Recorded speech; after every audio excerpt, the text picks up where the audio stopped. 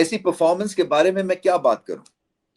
बांग्लादेश में आप खेलने आए हैं, एक बायलैटरल सीरीज है और वर्ल्ड कप के बाद उम्मीद यही थी कि आपको थोड़ी सी ब्रीदिंग स्पेस शायद मिल जाएगी। बांग्लादेश जो है वो 10वें नंबर की टीम है, वो प्रेशर में है इसलिए कि डायरेक्ट क्वालिफाई करने के लिए उनको 9वें नंबर पे पहुंचना है। सो उनको जोर लगाना है। पाकिस्तान तो सेल थ्रू करना चाहिए, इसलिए कि हमेशा से कोई प्रॉब्लम मसले नहीं रहे बांग्लादेश के अगेंस्ट। बट क्या है कि आप बेशक यंगस्टर्स को खिलाएं, 4 डेब्यू करवाया आपने आज, मगर अगर यंगस्टर्स की fundamentals, technique, fall back position जो है बेस स्ट्रांग नहीं होगा तो आप आगे नहीं बढ़ सकते हैं। और इन बच्चों का कसूर नहीं है, इसलिए कि जिस सिस्टम में आप इनको डालते हैं क्रिकेट सिखाने के लिए, बैटिंग बॉलिंग सिखाने के लिए, वो सिस्टम ही स्ट्रांग नहीं है। वहां पे जाके कुछ आप ज्यादा सीखते नहीं, और जैसे स्टैंडर्ड थोड़ा सा बढ़ता है, नवीद राणा जैसा एक बॉलर आता है जो कि 145 पे बॉल करता है, तो सबकी टेक्निक जो है ना वो इधर उधर तितर बितर हो जाती है। बाउंसर पे भी फंसते हैं, अगले बॉल पे भी फंसते हैं, और ऐसे लग रहा था कि पूरी टीम बैटिंग के पॉइंट ऑफ व्यू से रस्टी है। क्योंकि बल्ले में गेंद खुद ब खुद आगे लग रहा था, बैट नहीं बॉल पे जा रहा था, बट स्पीड जो है उसको पकड़ ही नहीं रहे थे। तो ये तो आप अफोर्ड नहीं कर सकते हैं, इसलिए कि इस तरह की जो परफॉर्मेंस है ना, ये सर्किट में फिर खबर फैल जाती है। ये मैंने कमेंट्री में भी बात की है कि बड़ी जल्दी आग लग जाती है, और खबर जो है मशहूर हो जाती है कि पाकिस्तान के बैट्समैन जो हैं ये तेज बॉलिंग को ठीक नहीं खेलते हैं, सो इनको तेज बॉलर लगाओ, इनके खिलाफ 2 बाउंसर 2 गेंद आगे, ये फारिग हो जाएंगे। तो ऐसी रेपुटेशन जो है आपको नहीं इसके साथ चलना है, इसलिए कि वो बड़ी डैमेजिंग होती है, और फिर आपकी ईगो हिट होती है, साख आपकी तबाह होती है। और फिर बांग्लादेश, चाहे जैसे मर्जी आप कह लें, घर में खेल रहे हैं, एडवांटेज था, जो मर्जी कह लें, बट इस तरह से वन साइडेड अफेयर नहीं होना चाहिए ना। तो आपका जो फॉल बैक पोजीशन भी नहीं है, मैं बात कर रहा हूं कि कोई टेक्निकल हैंड भी नहीं है बैटिंग के पॉइंट ऑफ व्यू से इस टीम में। अगर थे तो वो रिजवान थे या सलमान अली आगा थे, वो भी ऐसे लग रहे थे कि जैसे कि बिल्कुल ही स्विच्ड ऑफ हैं बैटिंग के पॉइंट ऑफ व्यू से। और जिस तरह से सलमान अली आगा ऐसे अपनी रिब केज को बचाते हुए आउट हुए, या रिजवान जो है वो अपनी क्रीज से खड़े खड़े बल्ला उन्होंने मिला दिया, इसका मतलब क्या है? इसका मतलब ये है कि पेस जो है उसके ऊपर काबू नहीं था उनका। इसी तरह से चले, वो तो एक एंड पे तो हो ही रहा था जो हो रहा था, वो दूसरे एंड पे एक ऑफ स्पिनर जो है मिराज, वो आते हैं और एक स्पिन किए बगैर अपनी ऑफ स्पिन वो 3 विकेटें ले जाते हैं। हार्ड लेग पे बॉल करते हैं, गेंद अंदर आता है, आप उसको पिक ही नहीं कर रहे हैं, वो लेग बिफोर कर जाते हैं। कोई गेम प्लान भी नहीं है, कोई प्रोएक्टिव अप्रोच नहीं थी कि भाई जिस तरह से निकलना है। जैसे फहीम अशरफ ने एंड में आपको दिखाया कि अगर आपकी पॉजिटिव इंटेंट है और एक गेम प्लान है, चाहे वो बेस्ड हो बिल्कुल ही आर या पार के ऊपर, मगर वो सिचुएशन बैटिंग के पॉइंट ऑफ व्यू से पाकिस्तान के लिए आर पार थी, क्योंकि इतने ज्यादा 41 रन की ओपनिंग पार्टनरशिप के बाद तो बिल्कुल ही मसला जो है वो हाथ से निकल गया। क्योंकि वो सिटिंग डक्स जिसको कहते हैं ना, वो वेट कर रहे थे कि अब हमला हुआ हम पे, अब हम आउट हुए, अब आउट हुए, तो वो फंस गए थे। ऐसे थे जैसे कि बड़े शेकी हैं, जिटरी हैं, बॉडी लैंग्वेज जीरो है। और ये कई दफा पाकिस्तान के बैट्समैनों के साथ हो जाता है, इसलिए कि जब आपकी टेक्निक पे काबू नहीं है, जब आप गेंद जल्दी पिक नहीं कर रहे हैं। देखिए, फास्ट बॉलिंग खेलने का जो तरीका है ना, उसमें आपका जो फ्रंट फुट है ना वो थोड़ा सा आगे ही रहता है, हल्का सा, ज्यादा नहीं, ताकि आप पीछे फिर मूव करके या कट शॉट खेले या पुल शॉट खेले। अगर पहले ही पीछे आपका वेट है तो आपकी लॉक इन पोजीशन वो इतनी खराब है कि उससे निकल नहीं सकते हैं।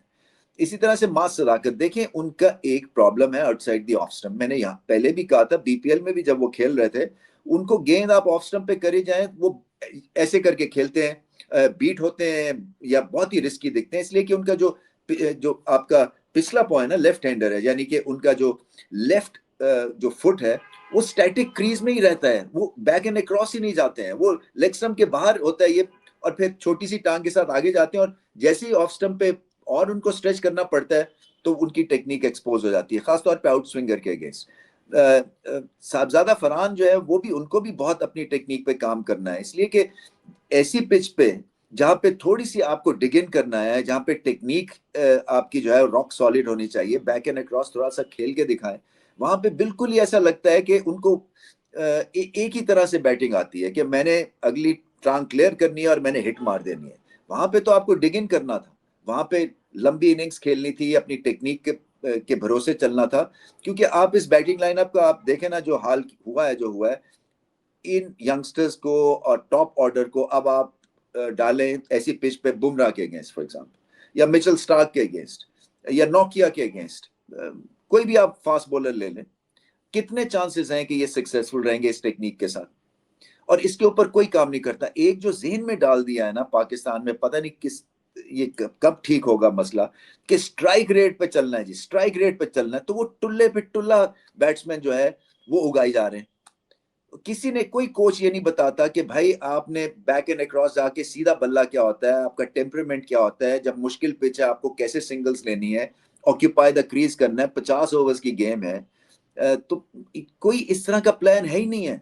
सो जब टॉप टियर पे जब आप आते हैं और इस तरह की परफॉर्मेंस देखते हैं, ये आप, मैं कई दफा कह चुका हूं, ये रिफ्लेक्शन है हमारे सिस्टम का, जो नीचे क्या हो रहा है। सो सिस्टम आपको, अगर पिचेस भी आपकी बेकार हैं, वो गिट्टे से ऊपर गेंद नहीं आता है, वहां पे बाउंसर होता है, तो एकदम से हलचल उन पिचेस पे मच जाती है। सो आपको पहले पिचेस रॉक सॉलिड बनानी है। देखिए बांग्लादेश का जो सफर है ना to becoming a good allround bowling attack, वो पिचेस की वजह से हुआ है। उनको एक फास्ट बॉलर नजर आया, अब वो टाइम चला गया जहां ये 2-2 गज की स्पिनिंग पिच बनाते थे, अब ये तेज पिच बनाते हैं। अभी तो इनके दो एक बॉलर्स खेल नहीं रहे हैं, एक अनफिट भी हैं। तो इस बॉलिंग अटैक जो कि पाकिस्तान का एक दफा होता था, जो कि जैसी पिच देखते साथ ही पाकिस्तान जो है वो रोल ओवर कर देता था ऑपोजिशन को, अब जो है हमारी बैटिंग ये चांस नहीं देती बॉलर्स को कि वो रोल ओवर कर सकें। फिर बॉलिंग भी जो थी वो इनकंसिस्टेंट थी। आपने पहले 2 ओवर्स में 13 एक्स्ट्रास दे दिए, उसके बाद फिर वो गेंद आगे पीछे, राइट और लेफ्ट पे, और वो बैटिंग उन्होंने करके दिखाई है। मैंने इस तरह की जबरदस्त बैटिंग बांग्लादेश से पहले नहीं देखी है।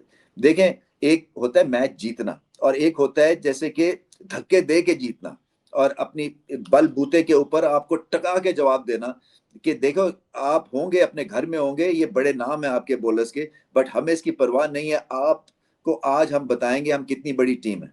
सो पहले तो बॉलिंग में मारा, उसके बाद बैटिंग में मारा है, और 6 बजे मैच खत्म हो गया।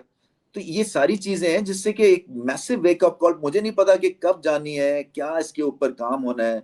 मुझसे सवाल करते हैं कि इस वक्त अगर आप इंचार्ज हो तो क्या 4 चीजें करेंगे। सो मैं तो हर चीज उलट पुलट कर दूंगा।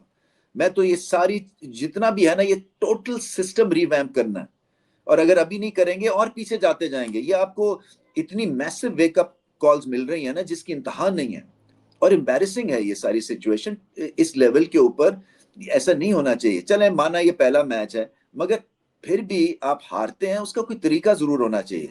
हम भी 50-50 60-60 स्कोर के ऊपर ऑल आउट हुए हैं, बट वन ऑफ तो हो सकता है, मगर ये नहीं हो सकता कि एक कंसिस्टेंट एक पैटर्न बन जाए जहां पे आप इस तरह की परफॉर्मेंसेस दें और लोग कहें कि इससे नीचे नहीं जा सकते, और फिर अगली दफा उससे भी नीचे जा जाए, और हम कहें इससे नीचे नहीं अब जा सकते, और फिर उसके भी नीचे चले जाएं।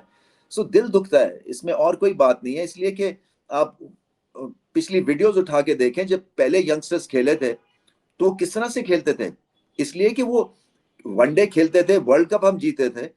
वो किस वजह से जीते थे ऑस्ट्रेलिया में, कि बैटिंग टेक्निक थी। ये नहीं था कि स्ट्राइक रेट पे जा रहे हैं, कोई अकल के साथ बैटिंग करते हैं, सिचुएशन के हिसाब से बैटिंग करते हैं। आपका एक बैटिंग प्लान होता है, आपने किस तरह से नाहिद राना को खेलना है। वो हर ओवर में एक विकेट ले जाते थे, बाउंसर पे भी विकेट है, गेंद आगे कर रहे हैं तब भी विकेट है, जनरली बीट हो रहे हैं। वो ऐसे लग रहा था कि हलचल मच गई है पूरे पाकिस्तान के कैंप में।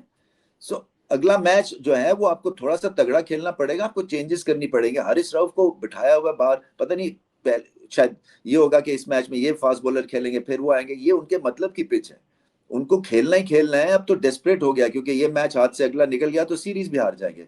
और ये एक तरह से पाकिस्तान के लिए थोड़ी सी ब्रीदिंग स्पेस थी, इसीलिए आपने इतने ज्यादा यंगस्टर्स को इंक्लूड किया कि देखें कि हम जो एक्सपेरिमेंट करेंगे। वो पॉइंट तो ठीक है, मगर फिर आप पिक ऐसे यंगस्टर्स करें ना कि जो आप, जिन पे आपको इतबार हो कि ये लंबी रेस के घोड़े हैं, ये वन ऑफ टैलेंट नहीं है। तो आपको देखना तो है ना पहले, जब आप किसी बच्चे को पिक कर रहे हैं, कि वो क्या खेलता क्या है, उसका बल्ला सीधा आता है, उसकी हेड पोजीशन क्या है, वो बैक एंड अक्रॉस जाता है, वो टफ पिच का बैट्समैन है, या उसको परफेक्ट कंडीशंस चाहिए टू थ्राइव। और ये by the way perfect conditions थी बैटिंग के हिसाब से, सिर्फ थोड़ा सा बाउंस था और कुछ नहीं था। तो इसमें आपको एडजस्ट भी करना है, इसमें इनकी हौसला अफजाई भी करनी है। मुझे अफसोस भी होता है इसलिए कि इनका कसूर नहीं है, मैं फिर से कह रहा हूं, इसलिए कि जिस सिस्टम में ये जाते हैं वहां पे ये कुछ ज्यादा सीखना नहीं होता है कि इंटरनेशनल लेवल पे आके पहले मैच में धमाका खेज परफॉर्मेंस ये कर दें। मुझे याद है जब इमरान खान कप्तान थे तो एक नया न्यूक्लियस टीम का बना था, जिसमें वसीम अकरम थे, जिसमें वकार थे, मुश्ताक अहमद थे, इंजमाम थे, आकिब जावेद थे। इन लोगों ने हैंडफुल मैचेस खेले हुए थे फर्स्ट क्लास के, मेरे ख्याल से वसीम ने तो एक मैच भी नहीं खेला हुआ था।